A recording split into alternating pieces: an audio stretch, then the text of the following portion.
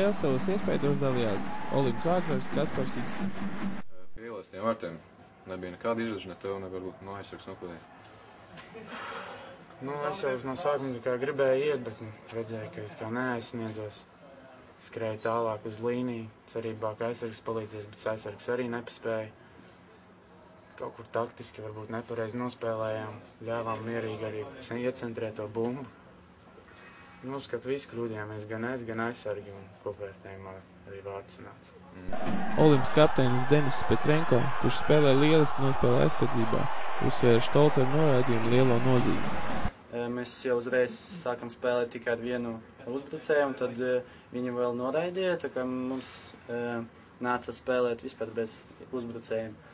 Tā kā bija tikai domājam par aizsardzību jau no mača sākumā.